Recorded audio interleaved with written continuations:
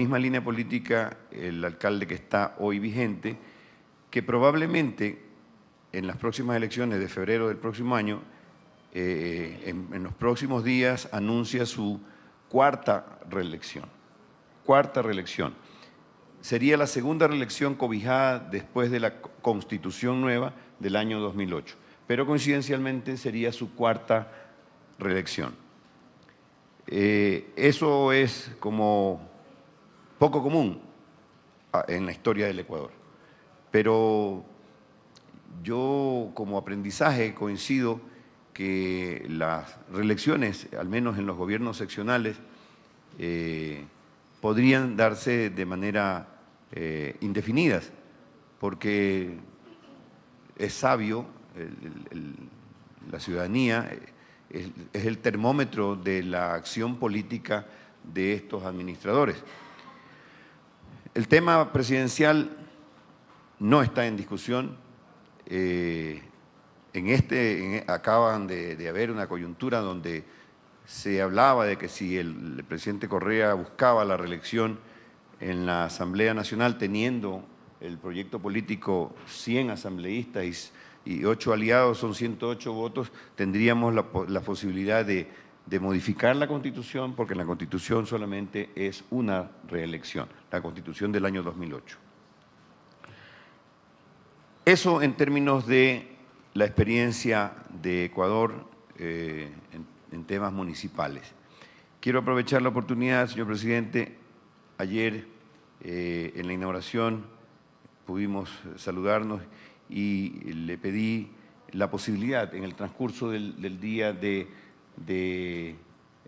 exponer unos temas que para Ecuador son de coyuntura internacional y quisiera hacerlo simplemente público. Muchísimas gracias. Muchas gracias.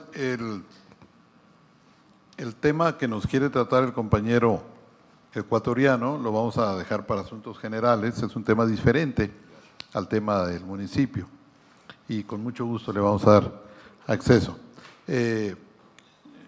Chile tendría el uso de la palabra y enseguida presentaremos la conferencia del doctor José Fernández Santillán.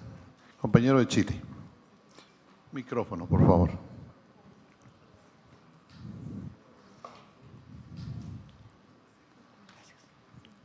Quería antes, hace rato me dirigía a la compañera argentina y le decía que teníamos una tercera coincidencia. Es que ya la recordé. En México también las reformas constitucionales requieren de las 2/3 partes de los votos del Congreso y de las 2/3 partes de los congresos locales. O sea, ¿ok? O sea, requerimos las 2/3 partes de la Cámara de Diputados o del Senado y luego se va a lo que llamamos en México el constituyente permanente, que tiene que aprobar para que después sea promulgada por el presidente de la República. Ese es en México. Sí. Tiene la palabra el compañero de Chile. Hay eso y después que haya referendo público. Todo va para referendo. Compañero de Chile, gracias. Gracias, presidente. Aprovecho la oportunidad para agradecer la hospitalidad y, como decía mi colega argentina, la gran atención que tenemos, que no dan ganas de salir de este país. Así es que no sigan, si no nos vamos a quedar a vivir aquí. Gracias. Qué bueno que les guste México. Me alegra en primer término que en este foro estemos hablando del sistema municipal y la democracia, porque nosotros en Chile venimos trabajando duramente en consolidar nuestra democracia después de algunos años en que estuvo interrumpida, y creo que en ese sentido hemos avanzado bastante y tenemos un sistema democrático que refleja la voluntad popular. Como en toda democracia siempre nos quedan desafíos pendientes, pero hoy en día tenemos un sistema presidencial en el cual los presidentes son electos por periodos de 4 años sin reelección inmediata. Tiene que al menos existir un periodo para volver a la reelección. Caso práctico, hoy en día tenemos a Michelle Bachelet postulando a la presidencia de la República de Chile, elecciones que se van a llevar a cabo el próximo 17 de noviembre en primera vuelta, después de haber sido presidenta de Chile. En cuanto a los parlamentarios, nosotros tenemos 120 diputados y 38 senadores en este momento. El 17 de noviembre se van a elegir todos los diputados porque son por periodo de 4 años y 20 de los senadores porque son periodos de 8 años. Existe la posibilidad de la reelección inmediata en ambos casos. En cuanto a buscar un método que vaya perfeccionando la democracia, en este periodo estamos eligiendo también CORES, que son consejeros regionales. Por primera vez, a través de elección popular, se van a elegir 278 consejeros regionales para los 15 consejos regionales. Nos falta aún, desde mi punto de vista, perfeccionar el tema de los intendentes y los gobernadores que aún son designados por el presidente de la República. En Chile no son electos popularmente los intendentes y los gobernadores, sino que son aún designados por el presidente de la República. En cuanto al sistema en general, hace unos años cambiamos la legislación chilena y hoy existe el voto voluntario. No existe la obligación de concurrir a las votaciones, sino que es voluntario. Y eso es un fenómeno electoral que nosotros estamos analizando, cuál es el efecto real en la democracia chilena, y es una de las grandes incógnitas de qué va a suceder en las próximas elecciones presidenciales y parlamentarias, ahora el 17 de noviembre. La segunda vuelta existe en Chile si es que ninguno de los candidatos alcanza más allá del 50% de la votación y se efectúa un mes después. En el caso de los alcaldes, son todos los alcaldes de elección popular por 4 años y sí existe la reelección inmediata. En el caso de los alcaldes son, yo te diría, una de las principales frentes de la democracia más reñida, porque son complejas esas elecciones en cuanto que son bastante peleadas y es como la primera frontera del pueblo con la democracia y la elección popular. En Chile es un tema bastante importante. Aún nos faltan ciertos temas que solucionar en Chile, como por ejemplo el voto en el exterior. Nosotros no tenemos el voto en el exterior en Chile, estamos peleando para que ocurra aquello. Y también otro tema que es el sistema binominal, que es un sistema que existe en Chile de equilibrios políticos en cuanto a las elecciones en general. Ese es el primer barniz que quería darle en relación al sistema democrático chileno. Muchas gracias. Muchas gracias. Presidente. Las presidencias municipales no hay reelección. ¿Los alcaldes? ¿Los alcaldes sí? Claro, reelección inmediata. ¿Sin límite? Sin límite. Gracias. En México, solo como información, ya los mexicanos que viven en el exterior ya pueden votar desde hace 2 elecciones. Y en México el voto también es voluntario. No hay sanción contra quien no ejerce su derecho al voto. ¿Qué porcentaje de participación tienen con voto voluntario? Con voto voluntario los promedios oscilan. A veces tenemos elecciones que de hasta 70, 60%, pero una media del 55, 60%. Abajo 48%. El compañero de Venezuela, Timoteo, quiere aclarar algo. Sí, en Venezuela el voto también es voluntario. Anteriormente, con la Constitución del 61 era obligatorio, pero los promedios, digamos, la abstención es más o menos lo mismo cuando era obligatorio y ahora que es voluntario. O sea que no hay una variación importante. No ayudó. No, es exactamente lo mismo. Y en segundo lugar, nosotros tenemos el voto para elecciones nacionales, o sea, lo que son competencias nacionales, ¿no? Solamente sería Parlamento latinoamericano solamente y Presidente de la República en el exterior. Es decir, los venezolanos en el exterior pueden votar para esas 2 instancias, ¿no? No para las municipales, ni para gobernaciones, ni para los parlamentarios de la Asamblea, porque son por circunscripción local, ¿no? Entonces, ahí hay un avance importante. Ahora hay quienes están planteando la representación de venezolanos en el exterior en el Parlamento, ¿no? Ahí esa discusión.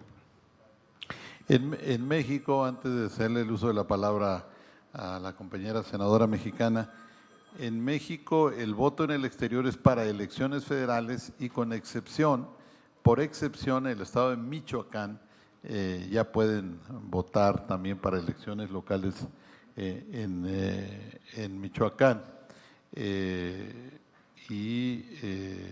Como dije, no hay sanción y la media es de 50%. A veces baja, a veces sube. ¿Le cedo el uso de la palabra al compañero mexicano o es sobre el mismo tema? 20 segundos. Sobre compañero de Ecuador, segundos. En Ecuador el sufragio es obligatorio, primero. Segundo, hay votación en el extranjero. Y tercero, como novedoso, hay representatividad legislativa de los migrantes en el Parlamento. Tenemos 6 representantes de los migrantes en el Ecuador por Europa Norte. Correcto. Gracias. En México hay un debate al respecto.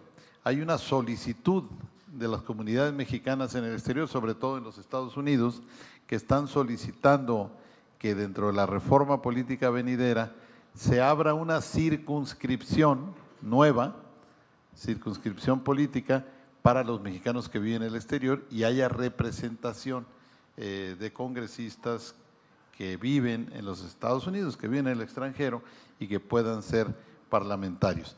Ya ha habido, el PRI y el PRD han tenido diputados que viven allá, pero que viven acá, pero no está contemplado todavía en la Constitución. Tiene la palabra… Antes de la honorable senadora, que me permite. Sí. Compañero de Dominicana. Apuntar en eso. Sí. La República Dominicana tiene en el exterior 3 circunscripciones. Ajá. Y se eligen 7 diputados de ultramar, que van al Congreso allá, esos 7 diputados de España, de New York, Puerto Rico y Venezuela está representado. Tenemos 7 diputados que van al Congreso y legislan junto con nosotros. Y también se vota para el presidente y vicepresidente, más para los municipales no. Muy interesante, muchas gracias. Y agregaría, antes de hacerle el uso de la palabra a la compañera senadora, el asunto de la votación, en el exterior es un asunto que plantea un proceso pedagógico. La primera elección registramos 50,000 votos y paulatinamente va creciendo. Es como cuando se otorgó el voto a la mujer en México en los 50 y como cuando se otorgó el voto a los jóvenes. Es un proceso paulatino que va creciendo. Los adversarios a esa reforma, yo fui partidario, los adversarios a esa reforma, pues han dicho que es un voto muy caro. Y ciertamente es muy caro, pero lo pagamos los contribuyentes y es un derecho que los mexicanos que viven fuera tienen como una extensión de la vida democrática. Como también fui partidario como legislador de otorgar la doble nacionalidad a los mexicanos que viven fuera, que no existía y que tiene unos 15 años de que existe la doble nacionalidad de los mexicanos que radican fuera del país. Tiene la palabra la compañera senadora y perdón por haber… Nada más porque somos anfitriones, presidente.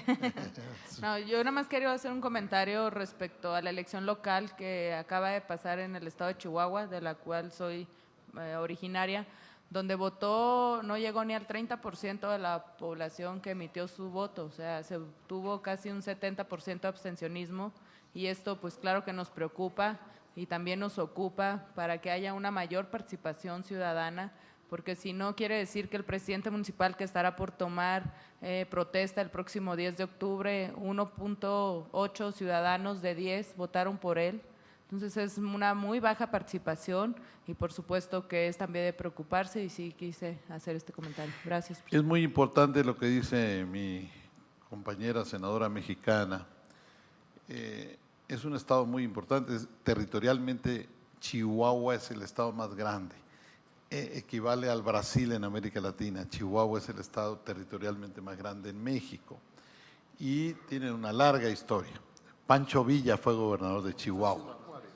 Ciudad Juárez forma parte de Chihuahua.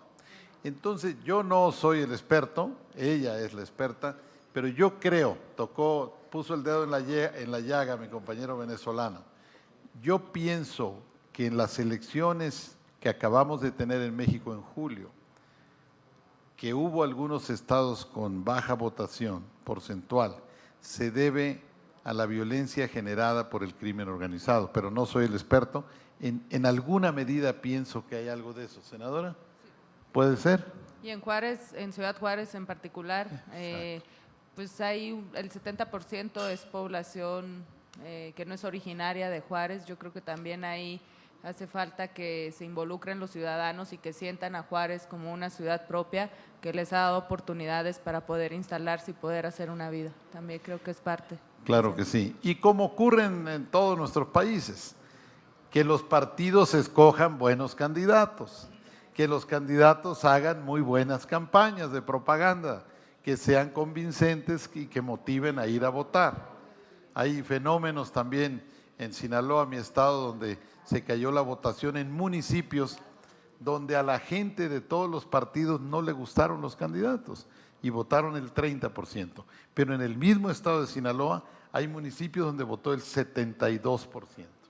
Entonces, es un asunto que tiene que ver con las personas y con los partidos y con las propuestas. Voy a presentar, Argentina. No es que no quieran escuchar al doctor Fernández Santillán, ¿eh? Qué bueno, que tenga vida. Disculpe, pero… Argentina, Venezuela y el doctor Fernández Santillán. Me parecía un aporte. Nosotros hemos votado hace poco en el Congreso una ley que permite votar, no de manera obligatoria, sino voluntaria, a los menores de 18 años, de entre 16 y 18 años, dada la gran participación que se está teniendo en estos últimos tiempos de los jóvenes en la vida política. Y la verdad que la experiencia, hemos estado varios días recibiendo a jóvenes de distintas organizaciones, de distintos lugares, que venían a darnos su postura, su visión sobre qué opinaban de esta ley que nosotros queríamos tratar. Y la verdad que fue tan enriquecedor, tan bueno, tan esperanzador, ¿no? Porque sentir ellos la importancia de que le pudiéramos dar la posibilidad de que a través del voto puedan comenzar a participar en la vida política del país. Claro que sí. En México los jóvenes pueden votar a los 18 años, pero pueden ser votados a los 21. El compañero de Venezuela, Timoteo. Votar y ser votado. Votar con B chica. Ser electo. Era una acotación, presidente, porque usted introduce un tema que lo vamos a ver quizás con mayor profundidad en el tema que tenemos sobre migración. Pero solo precisamente para que el propio ponente nos pueda ayudar. En el debate global sobre migración que hay en el mundo, uno de los grandes puntos que se debate es extender los derechos políticos a los migrantes. Eso es muy importante, es un elemento capital. Y lo vamos a repetir en la tarde. Por eso que, pero no quería dejarlo pasar porque ha sido parte, pero creo que es muy importante la extensión de esos derechos políticos a los migrantes. Ahí entra todo lo que usted mismo ha hablado, ¿no? Muy bueno. Y que ya algunos países lo tenemos, otros no hemos avanzado en algunos temas, pero es muy importante la extensión de los derechos políticos a los migrantes.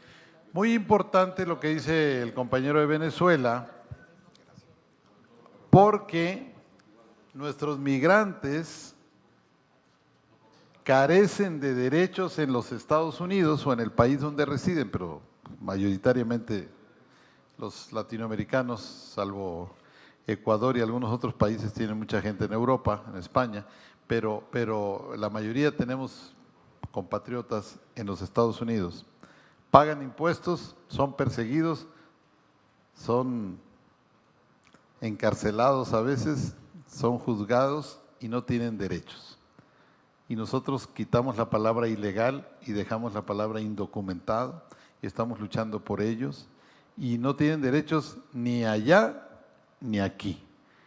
Y ahora estamos luchando por ellos, estamos coincidiendo. Bien, el doctor José Fernández Santillán, aquí presente, es un mexicano muy destacado, es licenciado en Ciencias Políticas, es doctorado en Ciencia Política por la Universidad Nacional y ha ganado el Premio Nacional de Administración Pública, el Premio de la Universidad Nacional en Ciencias Sociales, es investigador nacional y miembro de la Academia Mexicana de Ciencias. Es autor de los libros Política y Administración Pública en México, temas sobre la teoría, la Administración Pública y Relaciones Internacionales, Hobbes y Rousseau, Locke y Kant, Filosofía Política de la Democracia, la democracia como forma de gobierno, justicia electoral, liberalismo democrático. Es autor de la antología que lleva por título Norberto Bobbio, el filósofo y la política, editados por el Fondo de Cultura Económica. El doctor José Fernández Santillán es uno de los pocos mexicanos que fue alumno, de banquillo decimos aquí, alumno en el aula del filósofo notable italiano Norberto Bobbio. Es el traductor oficial del maestro Bobbio y es autor de los libros que ya dije, además de El despertar de la sociedad civil, Política, Gobierno y Sociedad Civil, entre otras. Tiene publicaciones internacionales en Europa y en los Estados Unidos, donde da clases también. Discípulo del filósofo Norberto Bobbio, de quien ya dije, ha traducido al español los siguientes libros de Bobbio: Origen y Fundamentos del Poder Político, obviamente se los estoy recomendando. Origen y Fundamentos del Poder Político, muchos de estos libros ya los tienen en Sudamérica y en Centroamérica. Sociedad y Estado en la Filosofía Política Moderna, El Futuro de la Democracia, La Teoría de las Formas de Gobierno, Liberalismo Democrático, Estado, Gobierno y Sociedad. Estos libros son del maestro Bobbio, traducidos por el doctor Fernández Santillán.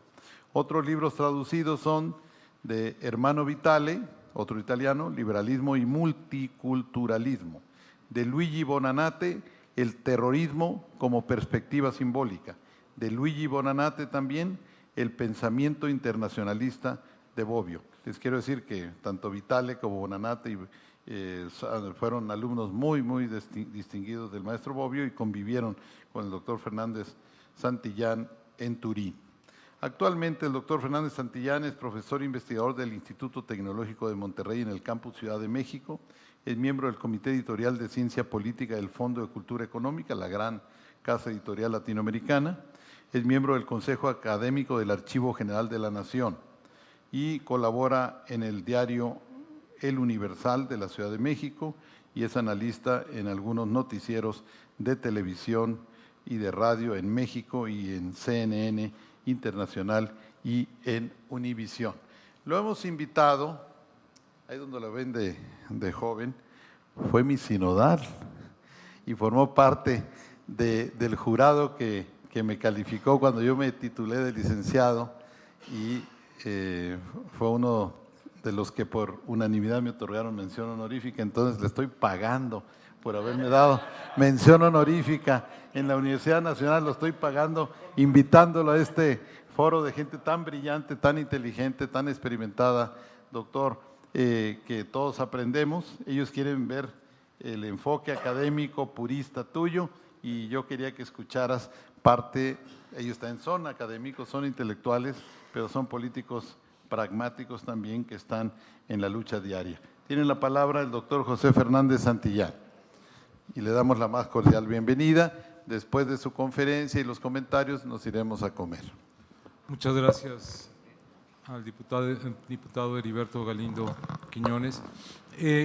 Quería agregar, antes de comenzar la ponencia, que el diputado Heriberto Galindo Quiñones fue la única persona, no académico, sino político, que estuvo presente en Turín, en la ceremonia oficial por los 100 años de Norberto Bobbio. Fue invitado por el comité de las celebraciones de ese evento y luego Heriberto fue el encargado, se encargó de la edición del libro colectivo aquí en México de Norberto Bobbio, 100 años de su nacimiento. Te lo voy a regalar, lo voy a mandar a comprar. Sí, sí. Buena idea. Con especialistas de mexicanos, españoles, italianos, australianos también, de varias nacionalidades.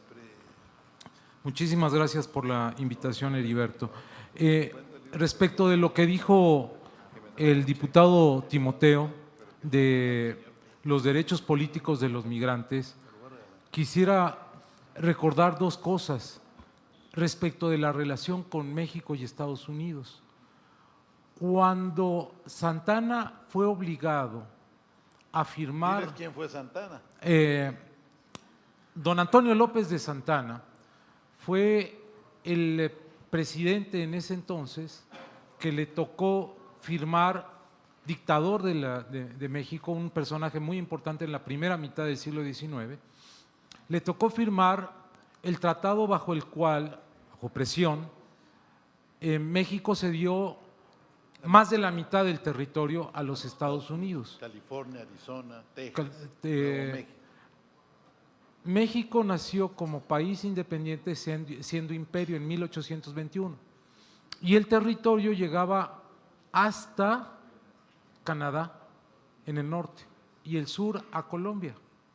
Eso pocos lo saben, pero así estaba, de ese tamaño era. Y entonces, bueno, ya en el 48, cuando México es invadido, en el 47, por los norteamericanos, Santana se vio obligado, por las circunstancias de la derrota, de firmar la anexión del territorio mexicano, más de la mitad del territorio mexicano, a los Estados Unidos, pero puso una condición: que los territorios que se iban a anexar fuese respetado el derecho que ya existía desde 1810 por lo que había dejado estipulado el padre Hidalgo, de que en territorio mexicano no hubiese esclavitud. Entonces, como los norteamericanos la practicaban, decía, todos los que están ahí y todos los que lleguen a esos territorios que no sean esclavos. Entonces, ahí asistía el derecho, ya consuetudinario de México, a toda la gente que no llegara. Por supuesto que no lo respetaron porque esclavizaron a la gente que llegó ahí. Los norteamericanos, pues para eso lo querían, hasta que Lincoln finalmente, en la década de las 60, abolió la esclavitud. Y la otra es una anécdota muy, muy curiosa. No sé si ustedes hayan oído hablar de un congresista norteamericano que se llama Kika de la Garza. Kika de la Garza era de Texas y unos periodistas, como era de origen hispano, le preguntaron, bueno, despectivamente, ¿y ustedes cuándo llegaron aquí? No. Cuando Estados Unidos llegó aquí, nosotros ya estábamos, ¿no? Porque ahí hay población hispana en toda esa zona que ya estaba ahí, estaban asestados ahí mucho antes de que los Estados Unidos tomaran posesión de ese territorio. Bueno, eso como un apunte a lo que usted estaba diciendo, legislador. Bueno, tienen en sus manos la ponencia y señalo lo siguiente.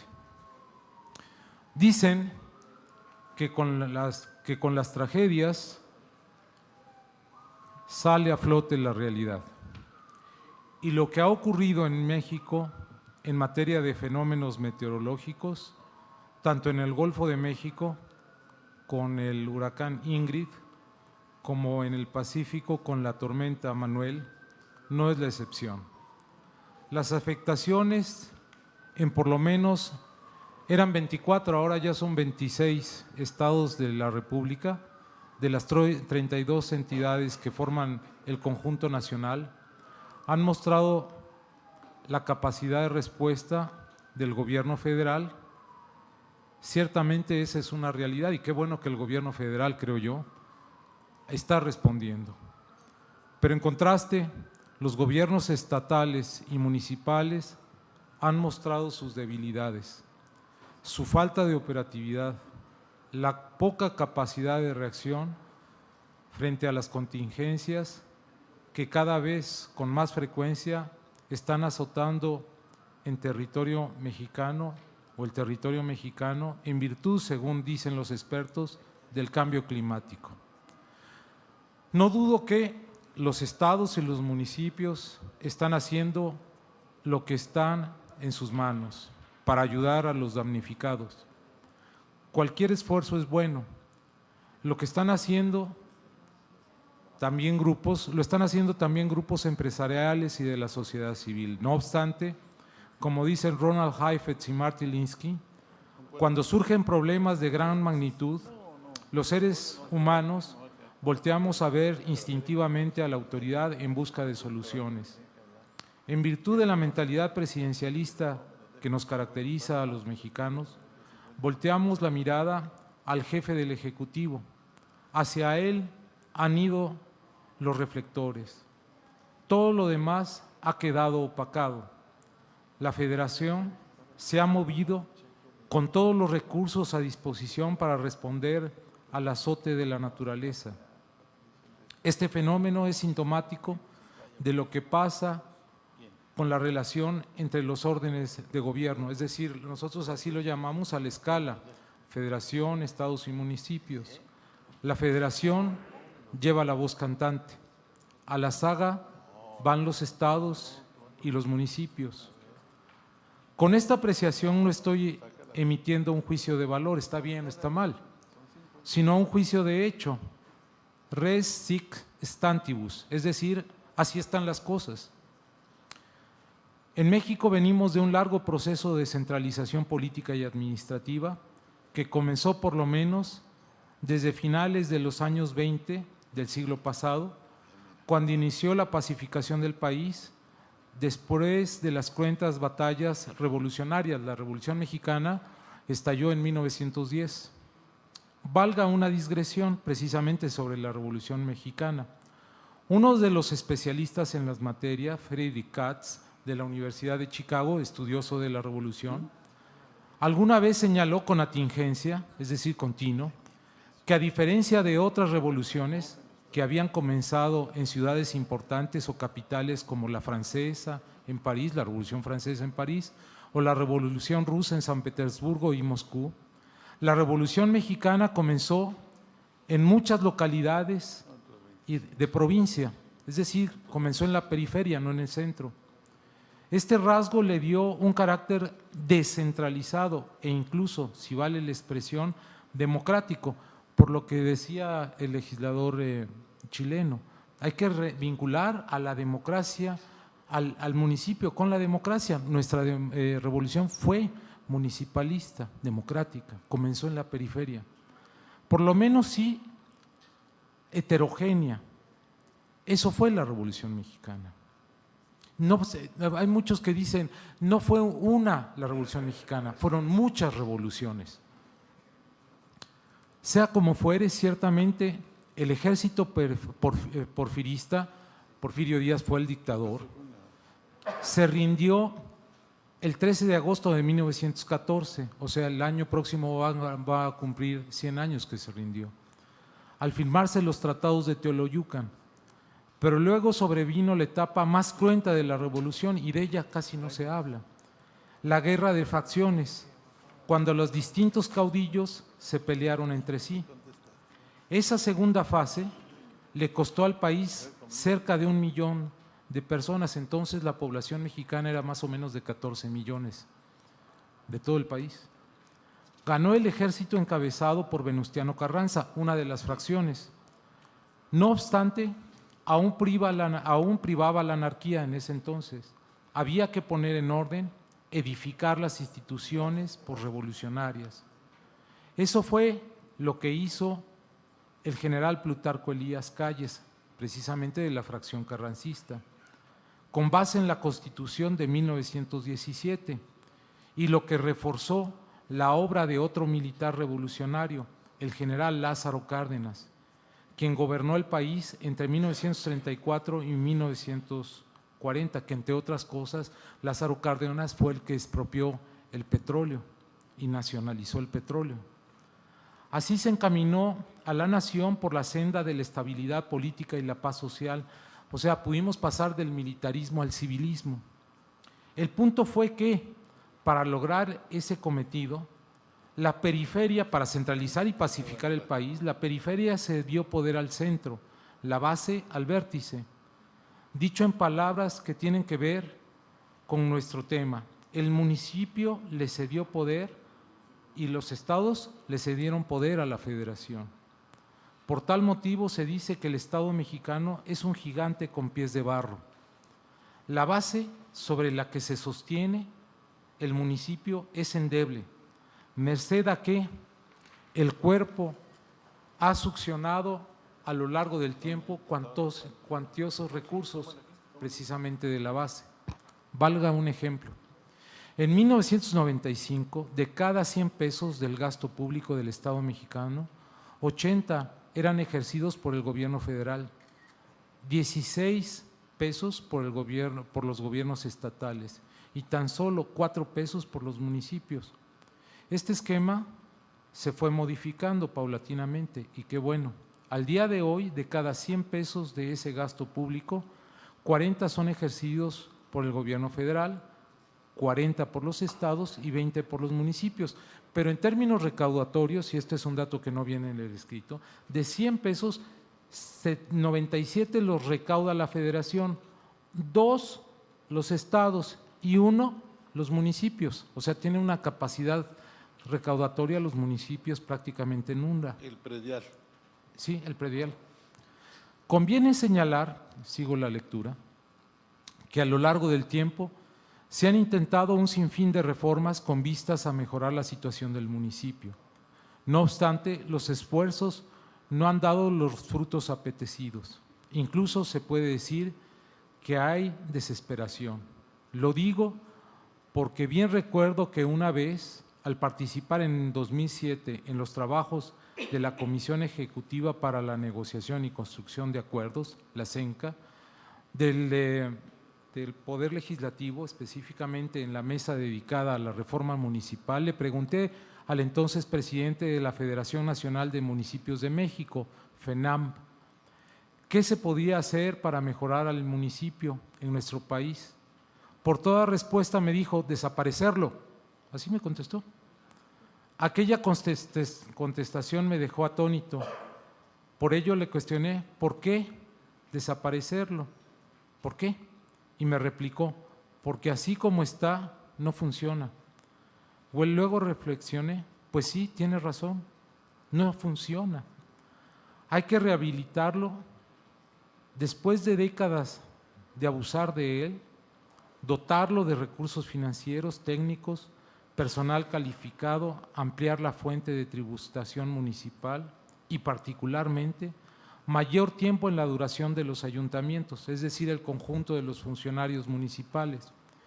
De acuerdo con el artículo 115 de nuestra Constitución, esos ayuntamientos duran tan solo 3 años, demasiado poco para llevar a cabo un trabajo gubernamental coherente. Valga una acotación, un señalamiento. Ese artículo 115 prohíbe la reelección inmediata, no así la reelección discontinua, o sea, para regresar tienes que esperarte 3 años y luego regresar otra vez. Conviene señalar un dato, México tiene 31 estados, somos una federación y un distrito federal, aquí donde estamos ahorita es el Distrito Federal, que es donde se asienta la capital de la República. Nuestro país cuenta con 2.457 municipios, pero están muy mal repartidos. Por ejemplo, las 2 Californias tienen cada una 5 municipios. En contraste, Oaxaca cuenta con 570 y es un estado fundamentalmente indígena. La Ciudad de México, es decir, el Distrito Federal, tiene 16 delegaciones que son, valga la expresión, y es muy latinoamericana, ni chicha ni limonada, no es nada. O sea, ni departamentos administrativos ni municipalidades. Están en una especie de limbo jurídico. Sale sobrando resaltar las diferencias abismales que se pueden encontrar entre los municipios en materia organizacional, capacidad administrativa, nivel profesional, en sus funcionarios, cuadros medios y empleados. Respecto de la reelección municipal, es conveniente indicar que a fines de julio de este año, la ya mencionada Conferencia Nacional de Municipios consideró proponer precisamente la reelección municipal como un mecanismo idóneo para garantizar la viabilidad y modernidad del modelo municipal. Es decir, el tema está en el tapete de la discusión hoy mismo en nuestro país. Allí mismo la fracción edilicia, o sea, de los municipios del Partido Acción Nacional, por boca de Alberto Cárdenas, exgobernador de Jalisco y exsecretario de Agricultura y Ganadería, afirmó que el principio de la no reelección resulta obsoleto para el siglo XXI. Y les quiero platicar de lo que es la no reelección. Y me salto los 15 puntos de acuerdo de eso para pasar al siguiente párrafo en la siguiente página. En materia de reelección, viene de nuevo a nuestro encuentro la historia nacional. El principio sufragio efectivo, no reelección, fue plasmado en el Plan de San Luis, fechado el 5 de octubre de 1910. En realidad no fue firmado en San Luis Potosí, sino fue firmado en la ciudad de San Antonio, Texas, porque para allá fue don Francisco I. Madero, el líder de la Revolución Mexicana. Ese fue el grito de batalla, sufragio efectivo, no reelección, en contra de la dictadura de Porfirio Díaz. Parece que a los latinoamericanos el problema no es que nos den el poder, sino que nos saquen de él, ¿no? Y Porfirio Díaz se aventó más de 30 años ahí en el poder, o cerca de eso. En ese documento, efectivamente, Madero convocó a que las hostilidades, o sea, la revolución iniciara el 20 de noviembre de ese mismo año, a las 6 de la tarde. Esto es, la Revolución Mexicana tuvo fecha y hora fija para su estallido. En eso sí fuimos puntuales, creo que es a lo único que hemos llegado así puntualmente. Bueno, Díaz se había perpetuado en el poder desde 1876, salvo un periodo en el que gobernó su compadre Manuel González, o sea, de 1880 a 1884. Era momento de echar del gobierno al autócrata y dar el paso a la democracia. Por eso en México la dictadura es vinculada con la reelección y la democracia con la no reelección. Esa es la mentalidad histórica y así nos ha llegado hasta el día de hoy. La rebelión surtió efecto. Don Porfirio renunció al cargo el 25 de mayo de 1911 y abandonó el país en el barco Ipiranga el 31 de mayo de ese mismo año. Por eso aquí en México es muy común que, ¿por qué no te montas en el Ipiranga para que no regreses?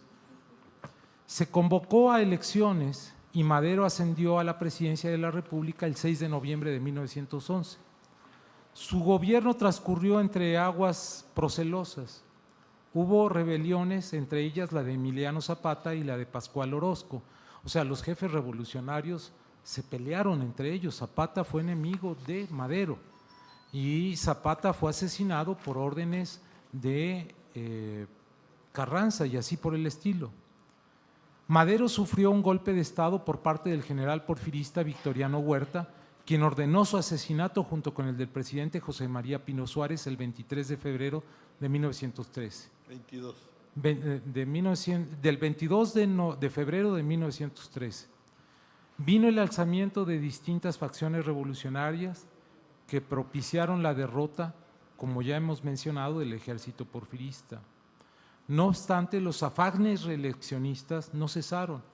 En 1928, o sea, cuando la revolución ya había triunfado, el general revolucionario Álvaro Obregón, en efecto, se reeligió para un segundo periodo no consecutivo. Iba a suceder a su amigo el general Plutarco Elías Calles, pero un fanático religioso lo asesinó el 17 de julio de 1928. Con ese hecho sangriento quedó sellado por mucho tiempo el destino de la reelección a puestos de elección popular, no solo el de la presidencia de la República, sino el de gobernador, presidentes municipales, etcétera. Ciertamente ha pasado mucho tiempo,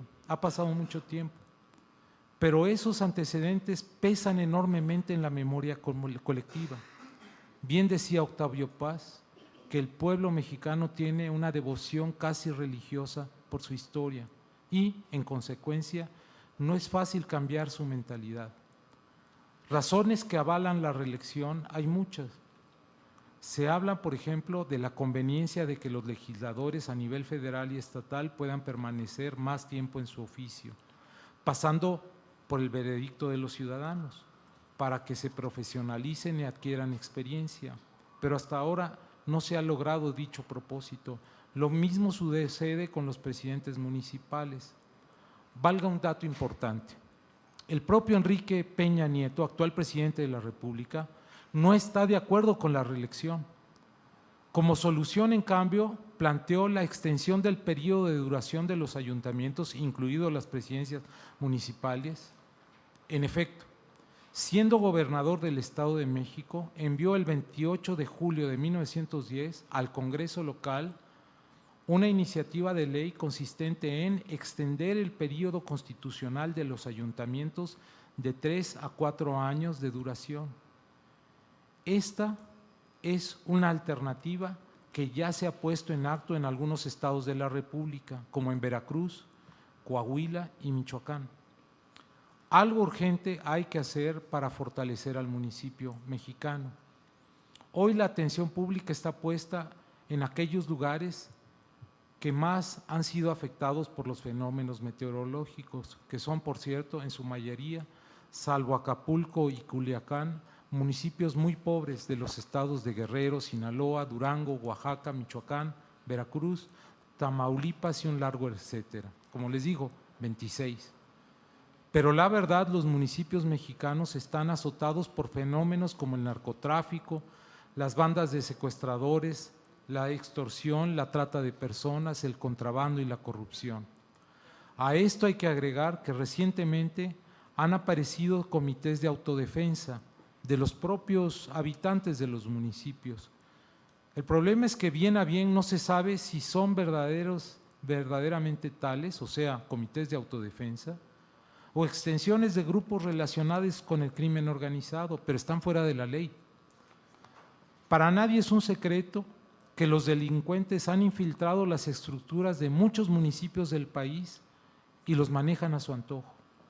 Y cuando no sucede esto, cargan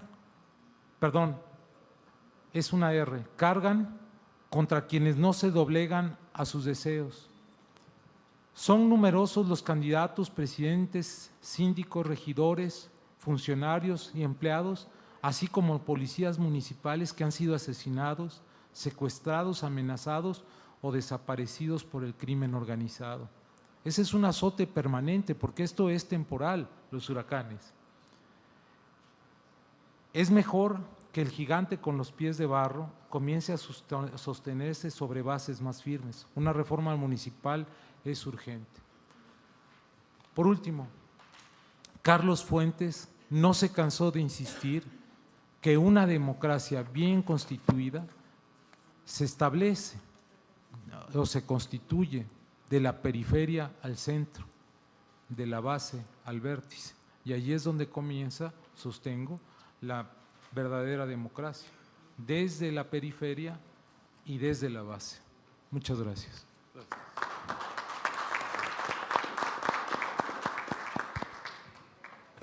Muchas gracias al doctor José Fernández Santillán. Les concedo el uso de la palabra a quienes deseen hacerle comentarios, preguntas al doctor Fernández Santillán, y a él le rogaría que tenga bien responder a los cuestionamientos que le quieran hacer. Del compañero diputado mexicano, sí. Muy buenas tardes. Doctor, lo felicito por su capacidad de síntesis histórica. Gracias. Felicidades. Yo nada más quisiera hacer un pequeño comentario. Estamos discutiendo en la Cámara de Diputados y después pasará a las de senadores la reforma fiscal. En la reforma fiscal se está planteando dos temas importantes. Uno que tiene que ver con la reforma educativa, que es que nuevamente la Federación se haga cargo de los gastos de educación. Ese es un tema. Se va a volver a centralizar los gastos de educación en la Federación, por muchas cuestiones sindicales, evidentemente. Sí. El otro tema es las compras de medicamentos, que generó mucha polémica, porque algunos gobernadores excedieron, sí, compraron a sobreprecio las medicinas. Sí. Ahora se plantea que sea la Federación quien adquiera por volumen todas las medicinas del país. Sí. Entonces, en el apartado de la segunda página, donde usted da correctamente las proporciones de que de cada 100 pesos del gasto público en México, 40 son ejercidos por el gobierno federal, 40 por los estados y 20 por los municipios, seguramente que el próximo año nuevamente se va a concentrar simplemente por los gastos de educación, sí, que usted sabe que es el principal rubro de este país, más las compras consolidadas de medicina, se va a incrementar nuevamente. Sí. Es la anotación que quisiera hacer. Muchas Sí. gracias. Gracias. Muchas gracias, compañero diputado. ¿Alguien más quiere hacer uso de la palabra? Compañeros delegados, Chile, Argentina, Uruguay, Venezuela, Paraguay, Ecuador, Costa Rica, República Dominicana, Bolivia, San Martín. Doctor, dentro de las hojas que nos enviaste, viene aquí una relación de recomendaciones. ¿Es tuya o de quién es, Rogelio? Ah, sí, ahí no? mismo, son 15 puntos. Sí, pero no la leíste. Perdón, por ahorrar el tiempo, les dije 15 puntos de la reforma municipal que están planteando la Asociación de Municipios. Dilo porque está enriquecedora. Son 15 puntos que él agregó en su texto como recomendaciones. Son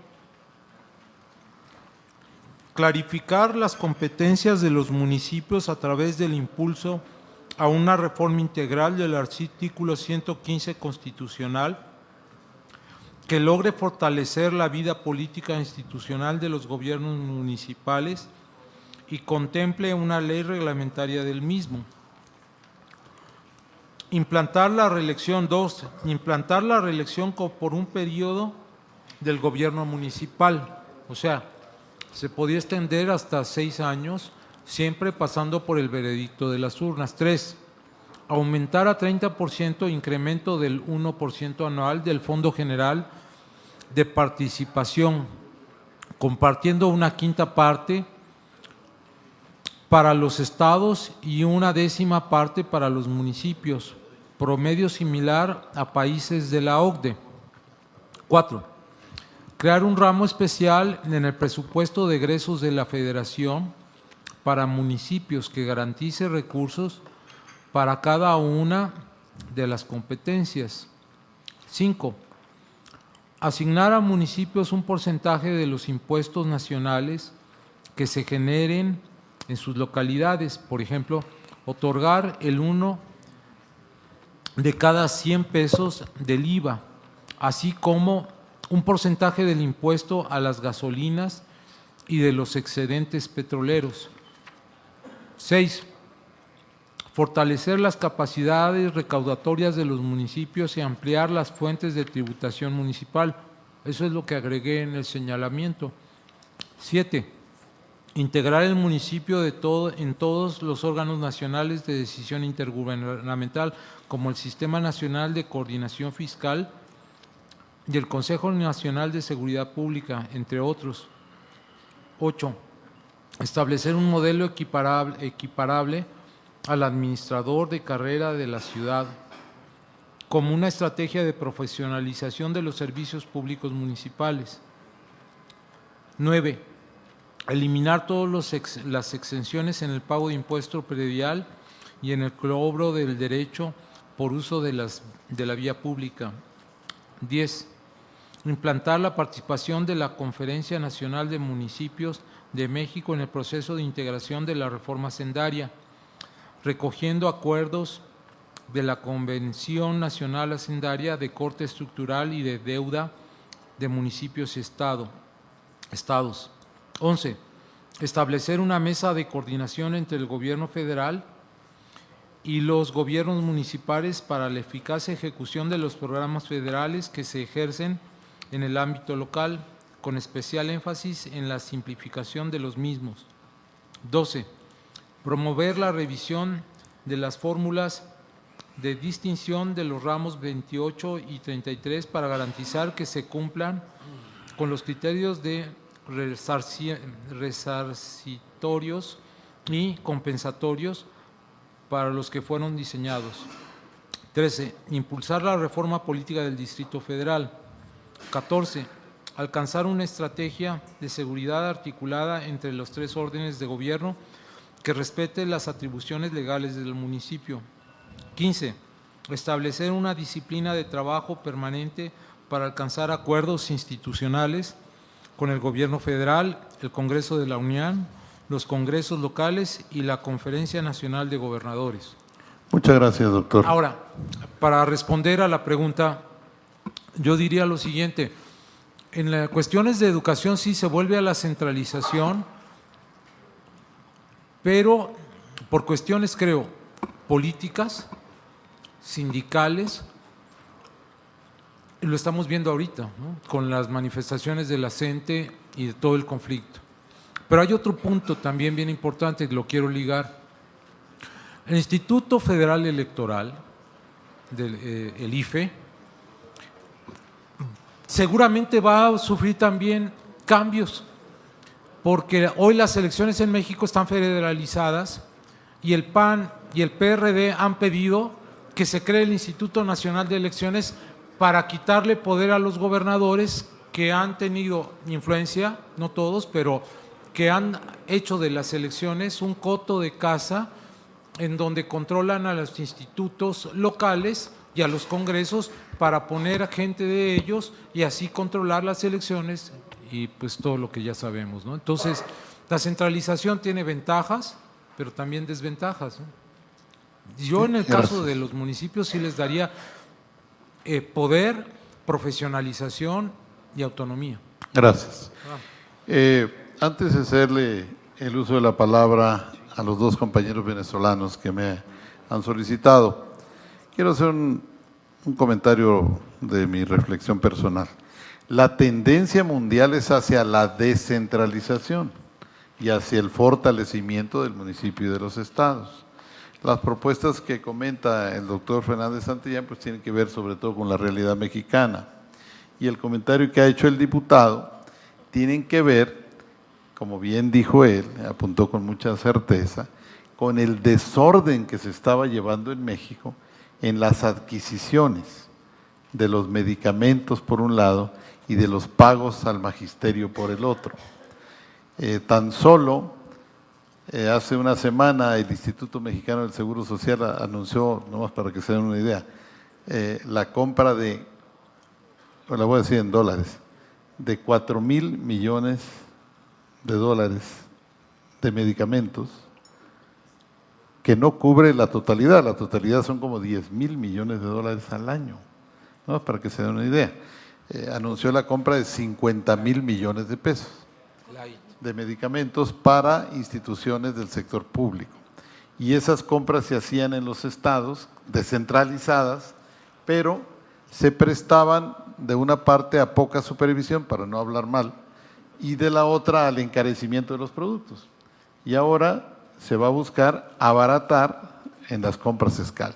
En el caso de los maestros también, no voy a hacer críticas concretas y directas, pero muchos maestros cobran por horas en México y tienen muchas plazas y hay muchos comisionados. Entonces hay un proyecto de reforma educativa que se ha aprobado ya por el constituyente permanente, reforma constitucional al artículo 3º, que es el que habla de la educación, las reformas a las leyes reglamentarias, y ahora hay que operar esa reforma, que es un monstruo gigantesco por los millones y millones de niños y de jóvenes estudiantes y por el número tan grande de profesores. Es un problema muy grande, son 32 entidades, 31 estados, el DF, y es un asunto de la mayor importancia para el futuro de México, mejorar la calidad de la educación. Es un tema pesado, estamos nosotros inmersos en reformas estructurales, en reformas que pretenden transformar a México. La reforma de telecomunicaciones, la reforma laboral, que ya la hicimos, la reforma energética, la reforma fiscal, que está por venir, la reforma financiera, que ya la hicimos, la reforma política, que está por llegar, la reforma laboral, que ya la hicimos. En fin, como ven, los legisladores mexicanos, sus anfitriones de hoy, estamos inmersos en convertirnos en los legisladores de la reforma, de estas grandes reformas transformadoras a las que nos ha convocado el presidente Enrique Peña Nieto y que esperamos salir muy orgullosos en el marco del Pacto por México al que ya me referí y que con la iniciativa de los partidos políticos de la Revolución Democrática, de la Acción Nacional y Revolucionario Institucional y bajo la égida del presidente Enrique Peña Nieto, es que se están dando estos acuerdos paradigmáticos de consensos para llegar al Congreso de la Unión, sea la Cámara de Diputados, sea la Cámara de Senadores, con iniciativas, dependiendo de la Cámara que sea la Cámara de origen, para ir avanzando en estas reformas que esperamos que este año avancemos en el mayor porcentaje de las mismas y el año entrante continuar con ellas, que le den una nueva cara a México frente al mundo. Tiene la palabra el compañero venezolano y después el compañero también de Venezuela. Gracias, presidente. Primero quiero agradecerle a usted, presidente, la oportunidad de poder hoy tener el gusto de conocer y de oír hablar al profesor a quien conocía por libros, pero nunca lo había visto. Qué gusto. Encantado. Sí, una pregunta, sí, pero con una reflexión primaria, ¿no? Es decir, yo soy de los que creo que la historia de América Latina en el siglo XX y hasta hoy incluso comienza con la Convención de Aguascalientes.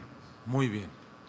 Sí, yo Muy creo bien. que ese es el Wow. punto a Excelente. partir del cual se establece lo que podría ser calificado hoy como una nueva realidad política. Sí, por bien es cierto, tiene un punto de inflexión muy importante en la Revolución Cubana de 1959. Sí.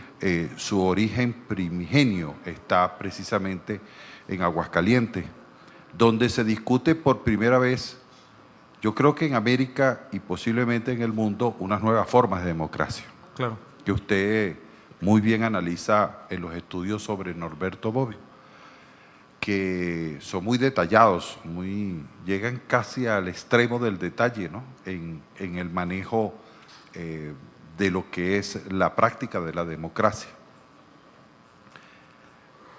Eso es quizás el debate más importante de América Latina hoy. En mi país, en Venezuela, es un debate. Sí.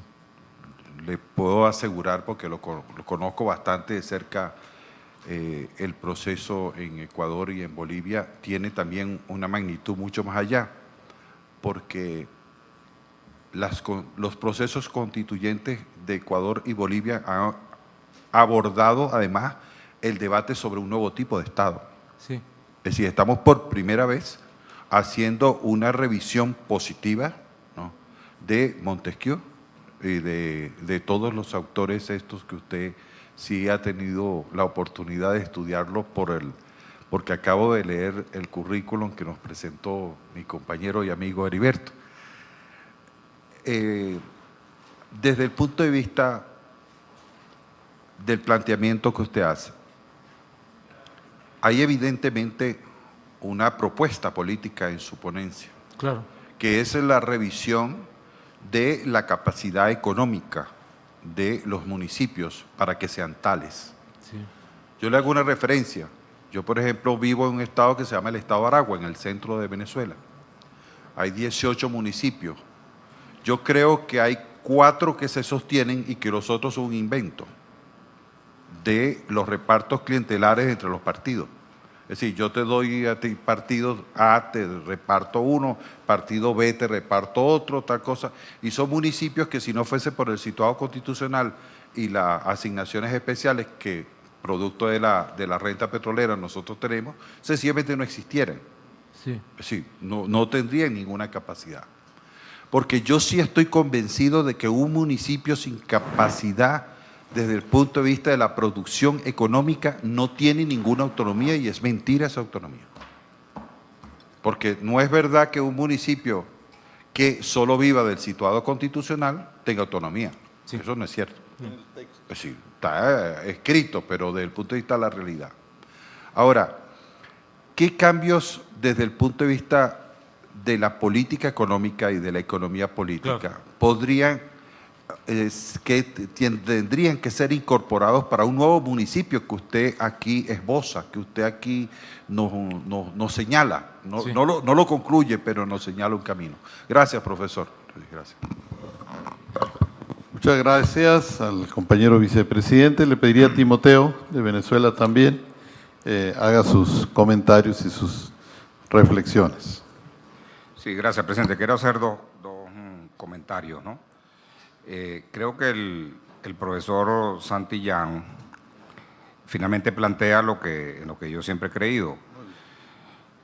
Pasar de la descentralización, que es lo que hemos tenido a lo largo de mucho tiempo en América Latina, en muchos países, pasar a la autonomía plena. Por eso que los municipios no tienen prácticamente recursos.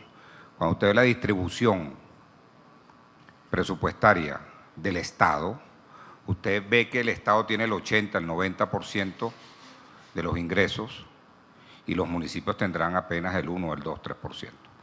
Eso en América Latina, pero cuando usted va, por ejemplo, a Europa, los países nórdicos, es al revés. El 80 está en los municipios, en las regiones, y el 20 está en el Estado. Eso significa que el Estado clientelar, todo eso se acaba. Y es la gestión municipal. Entonces creo que en su planteamiento final está claramente indicado la autonomía como el paso siguiente, que vale decir que esa autonomía está asignada por los ingresos propios que tienen que tener esos municipios y por la gestión política directa con el ciudadano. Sí, yo creo que ahí hay una coincidencia. Segundo lugar, usted toca un tema, vamos a ver cómo lo puedo tratar, ¿no? Porque no quiero, digamos, inmiscuirme en los temas mexicanos. Sí.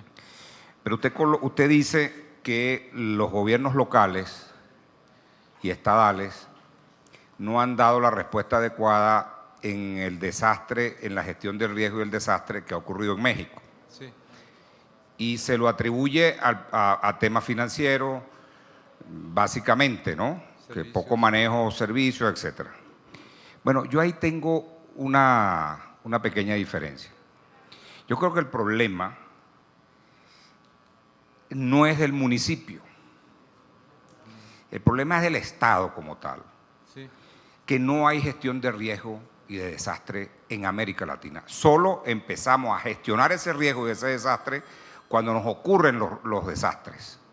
Sí. Es allí donde empezamos a tener conciencia que tenemos un desastre y que algo tenemos que hacer. Entonces, en el día de hoy, digamos, en la época que estamos viviendo, yo quiero decirle que en los últimos 4 años, las pérdidas por no tener gestión de riesgo de desastre son trillones de dólares. Y todavía nuestros países no gestionan el riesgo del desastre. Y valga una cuña que voy a meter en esta reunión. La Comisión de Ambiente lleva para la próxima asamblea, que es dentro de pocos días, un protocolo de gestión de riesgo y de desastre para América Latina y el Caribe. Yo creo que ahí está el punto, que los estados nacionales necesariamente tienen que abordar ese tema con seriedad. Con seriedad, no es un problema nada más de un municipio, quizás los municipios, y es uno de los temas importantes en la gestión de riesgo que tenemos que trabajar, es sobre la resiliencia, que es la capacidad de superar el impacto que tienen los ciudadanos. Cómo reinventar de nuevo, cómo afrontar hacia adelante y cómo recuperarse hacia adelante. Eso creo que es la tarea fundamental que deben tener los municipios en principio. Pero también una tarea importante, que es el uso de la tierra, que es el urbanismo. Claro. Eso es también fundamental en la gestión de riesgos. Bueno, en fin, es que el ciudadano cuando va a comprar una vivienda o un terreno tiene que tener necesariamente la información de cuáles son los riesgos y en base a eso tiene que tener el precio ese terreno. ¿Cuáles son los riesgos que corre ese comprador en esa zona? Es decir, es otra dimensión del problema. Porque no es que existen desastres naturales, es un mal concepto, no hay desastres naturales. No, esos eventos se produjeron o se vienen produciendo desde muchos años, pero claro, no había gente, no había población. Si usted tiene una isla donde se producen eventos en que la isla se inunda cada ciertos años, no hay desastre porque no hay gente. Pero cuando poblamos la isla, los eventos continúan. Entonces decimos, hubo un desastre, hay desastre, claro, y decimos hubo un desastre natural. No, hubo un desastre, porque el evento se viene produciendo desde siempre. A lo mejor con la A lo mejor vemos en los análisis que hará la gente de Plataforma Global o la Agencia de Riesgo de Naciones Unidas, a lo mejor veremos seguramente que lo que ha pasado en México se produce cada tantos años. Sí. Entonces, lo que quiero decirle con esto, doctor, es que en ese punto no le podemos cargar quizás la mano ni a los municipios ni a los estados. No, es una mala gestión de riesgo que tienen los estados nacionales. Sí. Y que lamentablemente no, es decir, vamos adquiriendo conciencia en la medida que se produce el desastre. Sí. Y ese es un punto importante, y por eso la Comisión de Ambiente es una iniciativa que tuvimos la ocasión de presentar, me tocó a mí presentar esa iniciativa conjuntamente con Naciones Unidas. Vamos a entregar, vamos ya y aquí está el presidente que a lo mejor lo va a corroborar, yo espero que tengamos la aprobación en el mes de octubre de ese protocolo de gerencia de riesgo y desastre. Solamente esa acotación. Muchas gracias. Agradecemos infinitamente la reflexión del compañero de Venezuela. Doctor, no sé si quiera agregar algo. Por supuesto. Sí, el doctor rapidísimo. José Fernández Santillán. Sí. Pero antes quiero saludar la presencia del presidente del Parlamento Latinoamericano y de la secretaria general que nos honran con su presencia. Les quiero informar que dimos comienzo a las 10:35 de la mañana en tiempo y forma. Declaramos instalados los trabajos de la comisión, que el tema primero está fluyendo de manera perfecta, con participación muy fluida, muy enriquecedora, muy inteligente de todos los legisladores sobre el tema del municipio y la reelección municipal, y que hemos tenido la conferencia magistral del doctor José Fernández Santillán, destacado intelectual mexicano, autor de varios libros, traductor oficial del filósofo italiano Norberto Bobbio, de quien fue alumno en Turín, Italia, y que nos ha dado una cátedra muy, muy interesante, que ha generado algunos comentarios también del mayor interés. Al final, ya una vez concluidos los comentarios sobre la conferencia del doctor Fernández Santillán, haremos un esquema de conclusiones y crearemos una comisión de redacción de conclusiones sobre este tema, y después abriremos un break, un espacio para ir a comer y regresar con el tema de migrantes. Doctor Fernández Santillán. Muchas gracias. Celebro que me haya leído, señor diputado. ¿Son diputados allá también, en Venezuela? Y también celebro que conozca la historia de la Convención de Aguascalientes, porque efectivamente no es solamente una herencia para México, sino también para América Latina. Y les quiero dar un dato muy curioso. Ahí en Teoloyucan, donde se firmaron la rendición del Ejército Federal, del Ejército de Porfirio Díaz, los tratados se firmaron sobre un coche, artesanalmente pues, pero donde se oficializó fue en una casa, y en esa misma casa vivió el Che Guevara, ahí se casó. Casualidad. Sí, ese es un dato que lo saben bien los lugareños, y vale la pena, si tienen la oportunidad de visitar Teoloyucan, que lo hagan.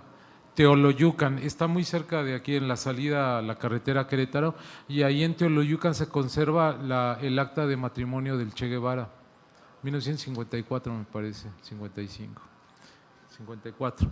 Bueno, la otra, y porque fue la experiencia, según dicen los especialistas Luis González y Arnaldo Córdoba entre ellos, más democrática de México desde la época de la independencia, es decir, desde el Congreso de Chilpancingo. Y efectivamente pudo haber sido diferente la historia si ese Congreso hubiese triunfado, porque el país sería muy distinto.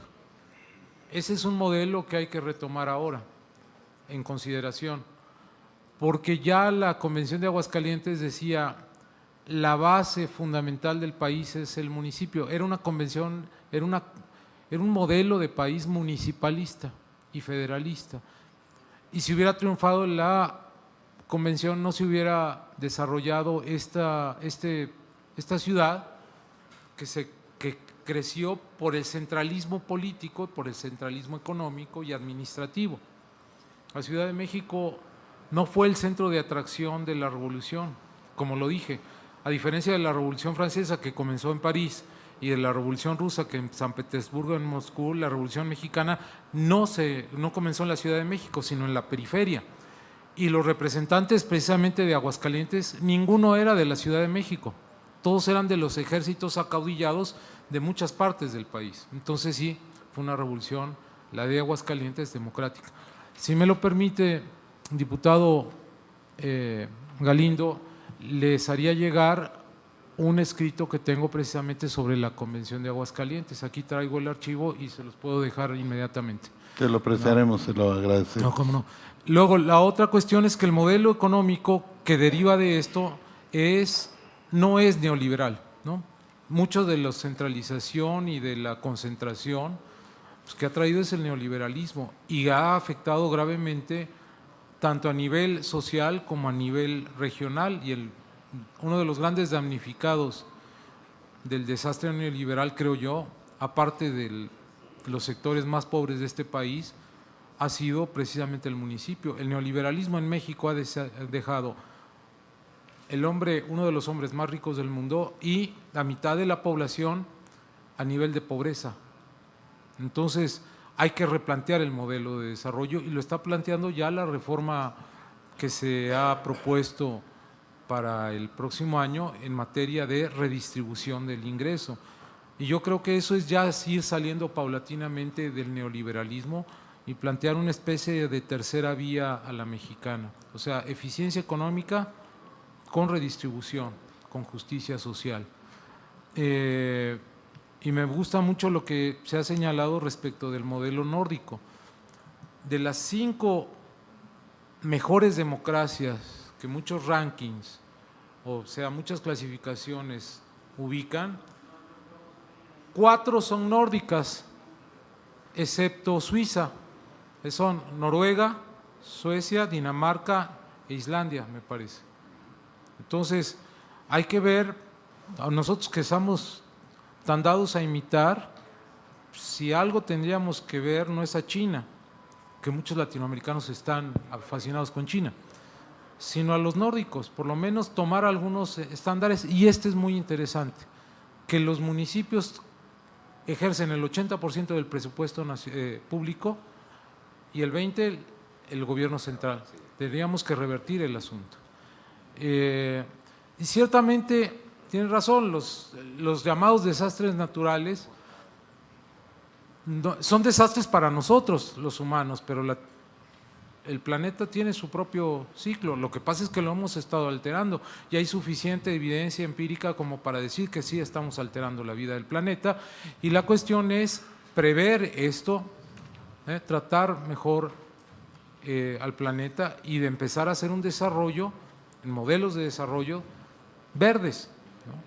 Y la cuestión es también esto, y yo comencé así mi ponencia, con esto ha salido a relucir que el que tiene realmente capacidad de acción es el gobierno central, eso es una realidad, ¿no?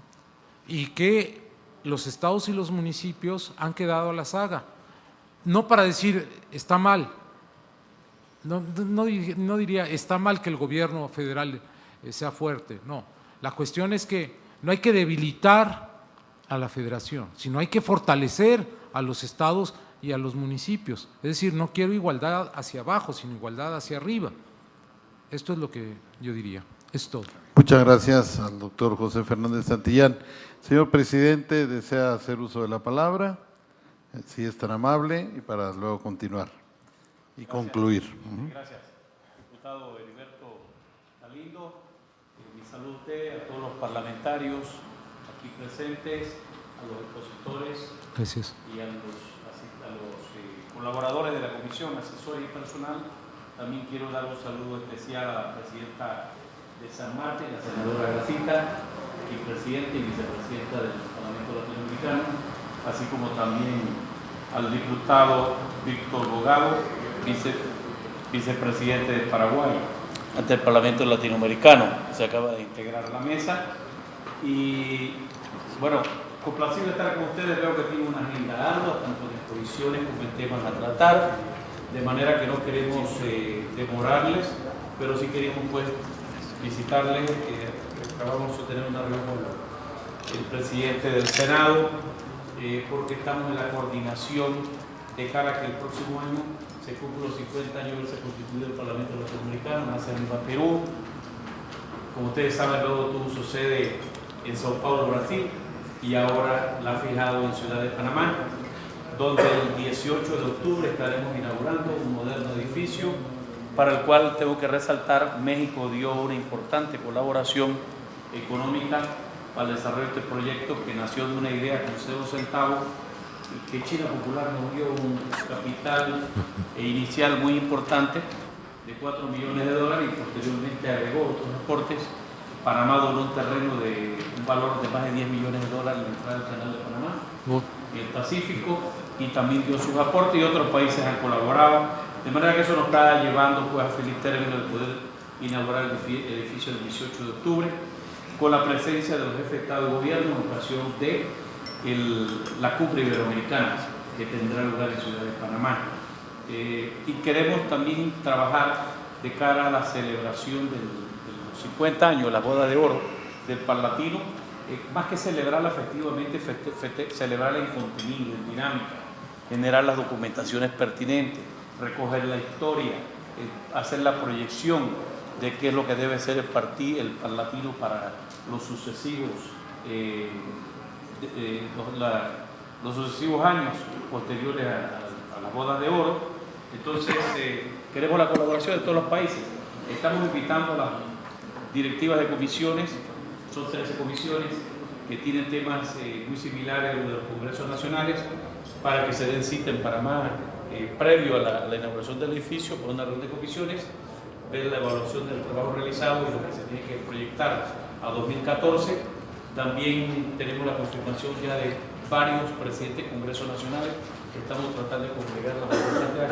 Si los jefes de los ejecutivos van a estar, por supuesto, los presidentes de los congresos nacionales, es importante que estén, como ya nos lo ha confirmado el presidente del Senado y también de la Cámara de Diputados de los estados mexicanos. Y pues una cordial invitación para esa inauguración. Las delegaciones las asignan los congresos nacionales, ya eso no es de nuestra competencia.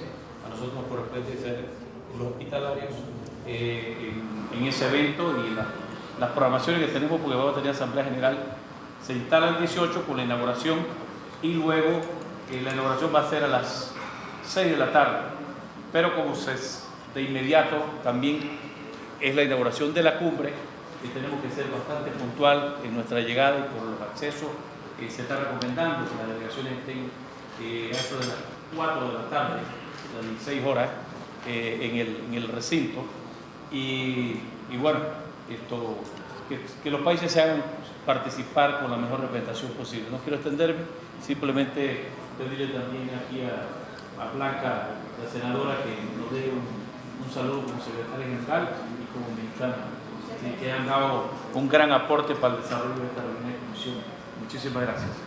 Senadora, secretaria general, ahí está el micrófono con el doctor Fernández. Si nos hace el honor de decirnos unas palabras. Está bien aquí. Muchas gracias, señor presidente del Parlatino, diputado Elías Castillo, señor presidente de esta comisión, diputado Heriberto Galindo. En realidad, solo para reiterar el beneplácito del Senado de la República Mexicana, porque hoy estén con nosotros desarrollando estas reuniones de las comisiones de trabajo que aquí se han enunciado. Por supuesto, también darle la bienvenida y destacar la presencia de 2 vicepresidentes de la mesa directiva del Parlatino, Latino, como es la senadora Gracita, representante de San Martín, y del senador también Víctor Bogado, vicepresidente de Paraguay. De verdad es que su presencia junto con el resto de los parlamentarios pues destaca mucho el trabajo que estamos buscando hoy en el Parlamento Latinoamericano. Por supuesto, mi reconocimiento al interés y a la mecánica de trabajo que el presidente de esta comisión, el diputado Heriberto Galindo, ha impreso a todo lo que implica el trabajo de la comisión, y también mi gratitud a la senadora Lilia Merodio, colega mexicana, integrante de esta comisión, y que definitivamente su presencia igual fortalece lo que implica para nosotros esta responsabilidad. Conozco, y seguramente igual que algunos de los que he escuchado en este breve espacio de estar con ustedes, al doctor Fernández Santillán, y siempre es un gusto no solamente leerlo, sino escucharlo de viva voz. Definitivamente me parece que hoy los parlamentarios en América Latina tenemos un enorme reto. ¿Cómo logramos vincular en muchas de las ocasiones todos los conceptos que la academia analiza, discute, con lo que implica nuestros planteamientos en los poderes legislativos y por supuesto en esta connotación con la sociedad? Creo que reuniones como las de esta mañana sirven precisamente para hacer este ejercicio crítico, objetivo, y que nos permita finalmente llegar a propuestas concretas en el marco del Parlamento Latinoamericano y después que podamos aterrizar en cada una de nuestras naciones. De verdad, muchas gracias. Espero que sigan disfrutando su estancia en nuestro país y que podamos pronto volverlos a recibir, no solamente en reuniones del Parlamento, sino como turistas, como hermanos que nosotros los consideramos. Muchas gracias y nos encontraremos un poco más tarde en el almuerzo. Gracias. Tiene la palabra el señor presidente del Parlatino de nuevo. Sí, solamente quiero agregar, primero, reconocerle a Heriberto la dinámica que le ha imprimido la comisión. Está recién iniciado en la misma, pero nos entusiasma la forma como está conduciéndole y dándole vida. Gracias. Es una comisión muy importante, todas son importantes, pero esta, si el organismo es político, por supuesto que esta es la que concentra una importancia significativa. Y lo otro es que cuando digo me refería a las invitaciones a los presidentes de los congresos nacionales, es porque los vicepresidentes, ya por derecho propio, y las directivas de comisiones, el Consejo Consultivo, esto por derecho propio, están invitados, pero entonces el resto de las delegaciones son propias de la designación que le dan los congresos nacionales. Quería hacer ese aporte adicional para los efectos no generar ningún tipo de confusión. Muchísimas gracias. Muchas gracias, presidente. ¿Desea hacer uso de la palabra el señor vicepresidente? ¿Desea hacer uso de la palabra el vicepresidente de Paraguay? Muy buenas tardes al presidente del Parlatino, Elías Castillo, el placer inmenso de volver a encontrarnos, a los señores senadores, diputados, miembros del Parlatino. Para la delegación de Paraguay es, como quien diríamos, un nuevo rumbo en la política paraguaya, habida cuenta de que tuvimos elecciones últimas, renovación de Congreso, asumió el nuevo Congreso a partir del 1 de julio y el nuevo presidente del Paraguay, don Horacio Carter, a partir del 15 de agosto. Sabido es todo lo que Paraguay atravesó en estos últimos tiempos y la consideración muy especial del Parlatino, que fue una de las pocas instituciones que escuchó la voz del Paraguay en un momento complicado. Y aprovecho esta ocasión en particular, en esa época me desempeñaba como presidente de la Cámara de Diputados, conversé varias veces con Elías Castillo, vinieron la delegación de Paraguay y el Parlatino tuvo la sabiduría de no suspendernos.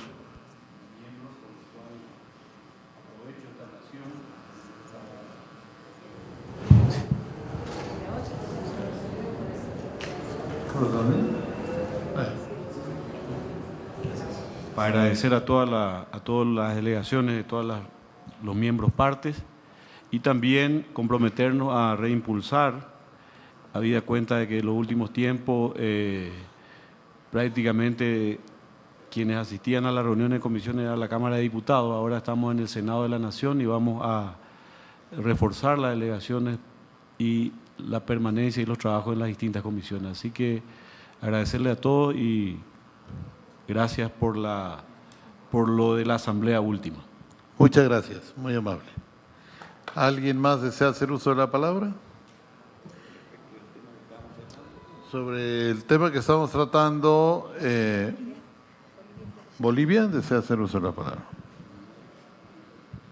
Gracias y saludar al presidente del Parlamento y también a nuestro hermano que ha expuesto también, expositor. Hemos estado escuchando atentamente, la verdad esta compartición es muy importante. Quiero un poquito más recalcarlo sobre mi país, que todos tal vez han estado exponiendo cuántos diputados tienen, cuántos senadores tienen. Tenemos nosotros como Bolivia, tenemos 130 diputados y también senadores, tenemos 36 senadores. Y también municipios, tenemos 354 municipios. Y también provincias, tenemos 112 provincias. 9 departamentos. En cada departamento tenemos gobernadores electos con voto popular igualmente. Igual municipios se eligen con voto popular y también la equidad de género, mujeres, igual estamos en este caso tomados en cuenta según nuestra Constitución Política del Estado y indicaba también la Ley Marco de Autonomías que tenemos y ya está dando en este caso atribuciones, da a los municipios también las gobernaciones quienes puedan administrar y manejar económico también para poder en este caso cumplir con las obligaciones que tienen con sus electores. También el número de en sí, diputados y hoy en día somos mayoría nosotros del oficialismo, pero también según eso, también desde que tengan la votación, pues se llegan también, ¿no? Entonces otros partidos quienes también postulan en este caso. Ahí en eso hay libertad. Eso quería indicarles, hermanos, para que puedan conocer cuántos municipios inclusive tenemos nosotros en nuestro país. Muchas gracias. Muchas gracias, compañera de Bolivia. ¿Alguien más desea hacer uso de la palabra? El compañero del Ecuador.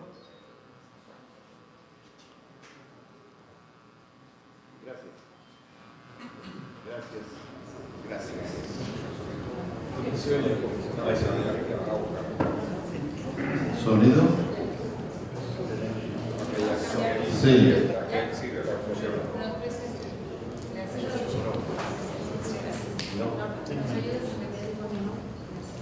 Ya le llevo un micrófono. Compañero del Ecuador, tiene la palabra. Gracias. Ha sido muy enriquecedor la experiencia mexicana en términos del tema municipal.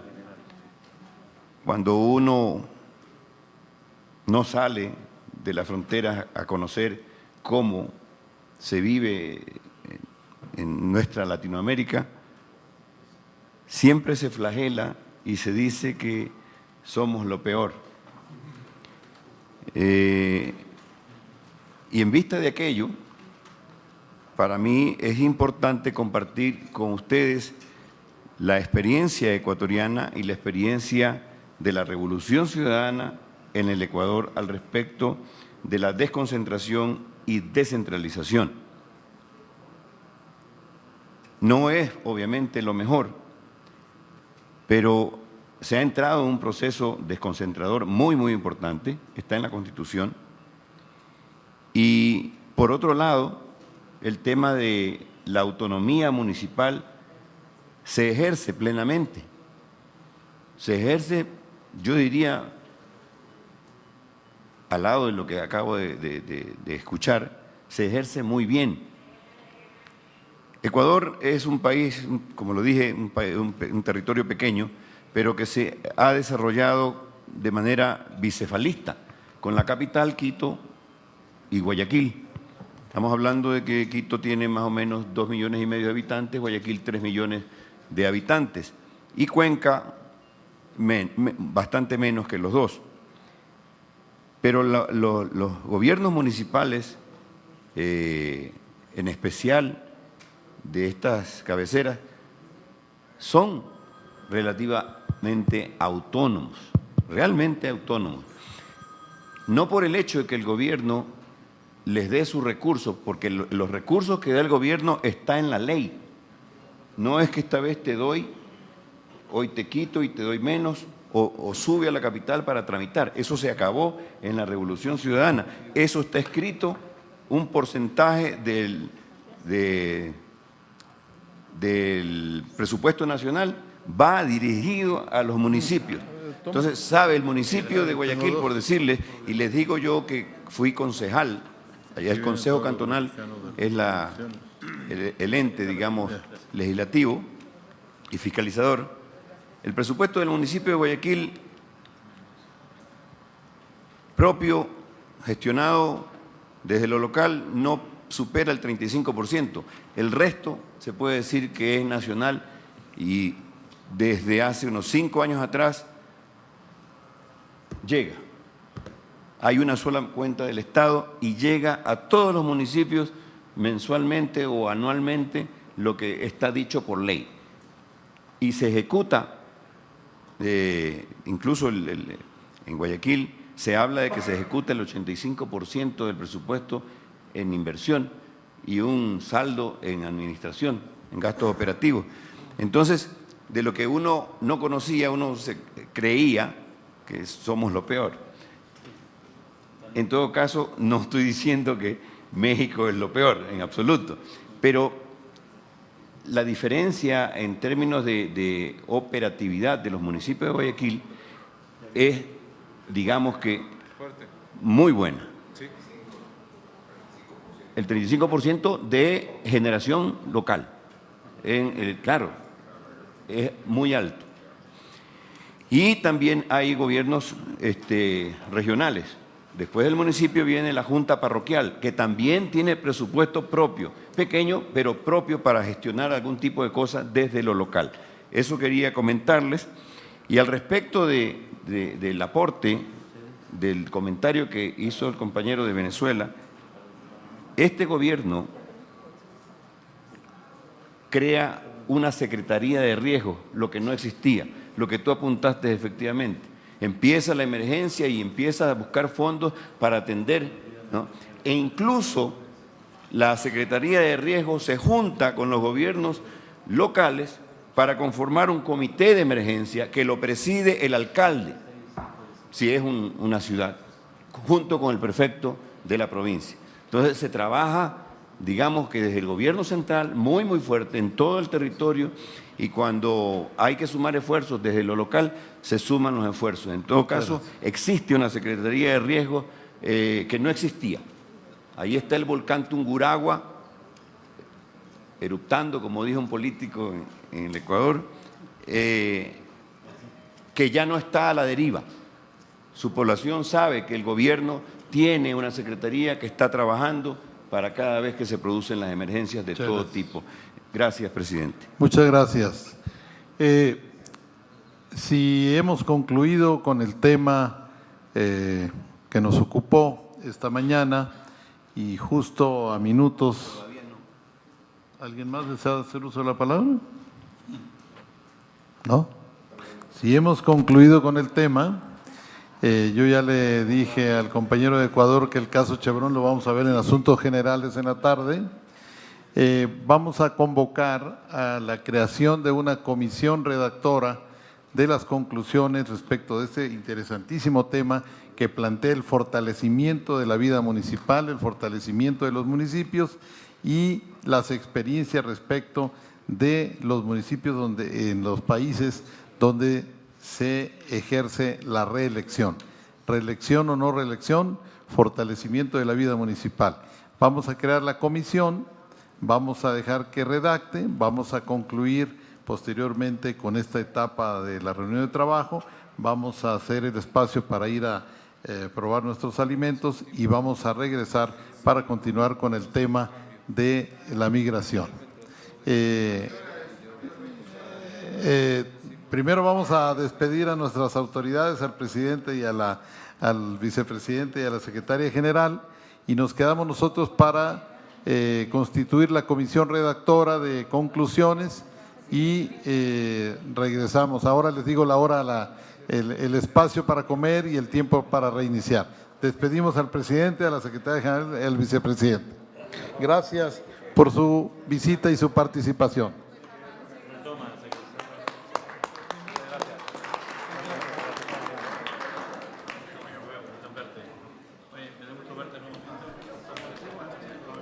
parlamentarios, si gustan tomar asiento para reanudar y concluir esta etapa de la reunión. Antes de proceder a la creación de la comisión de redacción y a dar las líneas generales siguientes, quiero expresarle nuestro más sincero reconocimiento al doctor José Fernández Santillán por su participación, por su esfuerzo, por haber preparado un texto, por habernos compartido sus experiencias, por haber hecho sus reflexiones, sus comentarios.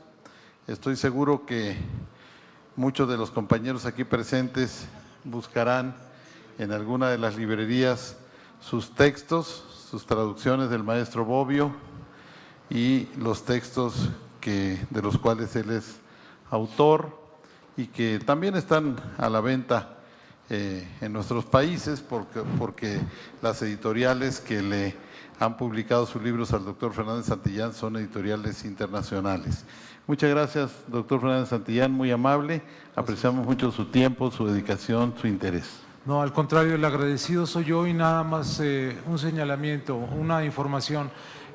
Algunos de los textos míos están en línea y los pueden consultar. Nada más ponen en Google o en cualquiera de los servidores José Fernández Santillán, Democracia, y ahí aparecen los textos, ya están en línea. Gratuitos. Sí.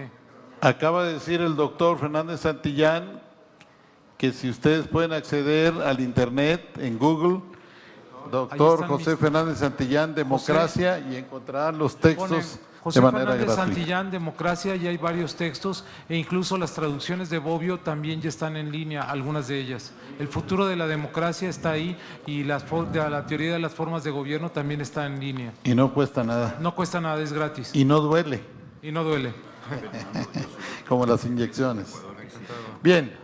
Mi mail. Compañeras y compañeros, le ruego de la manera más atenta que se autopropongan para integrar una comisión de redacción donde yo le pido aquí a mi relatora que sea la secretaria ejecutiva y si el vicepresidente también tiene bien participar.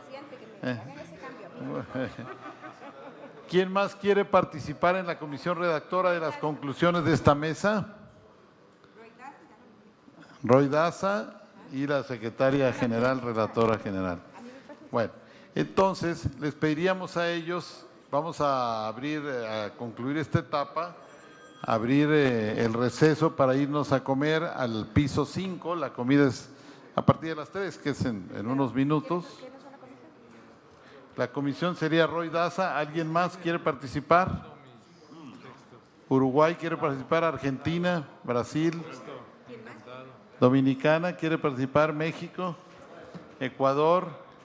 Bueno, Venezuela y Costa Rica harán el proyecto, si son tan amables en aceptar esta comisión. No, señor presidente. ¿No quiere? ¿No? No, yo asumo toda la reunión y cada termina eso. El documento lo hacemos para hoy. Para hoy mismo es una nota, no tiene mayor problema. Es una nota, manera de conclusión sobre las intervenciones vertidas sobre lo que hemos escuchado en esta mañana en la materia del tema que nos ocupó. No tiene problema. Es para que será la hoja que acompañará la conclusión general cuando terminemos esta tarde con el tema de migración. No tiene problema, no tiene problema. Claro. Los Roy sí. Entonces, antes de levantar la sesión, la comisión está designada. Abrimos un receso, pasamos a ingerir nuestros alimentos al piso 5, regresamos a pueden dejar sus útiles acá, regresamos acá a las 4 de la tarde para tener, a las 4:30, para tener la conferencia magistral sobre migración y las participaciones de ustedes. Gracias por su atención y por su participación. Muy amable. Son las 2:30. 2:35, nos vemos ahora en el piso 5 a comer, regresamos a las 4:30. Gracias. Concluye esta primera jornada del trabajo que ha de realizarse al interior de esta Comisión de Asuntos Políticos Municipales y de Integración, que forma parte del Parlamento Latinoamericano. Específicamente se abordó el tema de la experiencia particular de cada uno de los legisladores provenientes de diversos países de América Latina sobre la gestión municipal, cómo funciona esta gestión, de qué manera están organizados, y también el tema de la reelección. Hemos conocido que algunos países sí contemplan la reelección en los diversos niveles de gobierno, a nivel parlamentario, a nivel municipal y también a nivel presidencial. Fue una reunión en donde se expresaron también y se compartieron opiniones en torno a este tema. Le queremos comentar que el trabajo ha de continuar todavía en una jornada vespertina, por lo cual le pedimos que permanezca usted en la señal del canal del Congreso. Le estaremos presentando todo el trabajo que se realice con motivo de la reunión de diversas comisiones del Parlamento Latinoamericano. Sin más, como siempre, le agradezco el favor de su atención. Canal del Congreso, el canal de la Unión, presentó.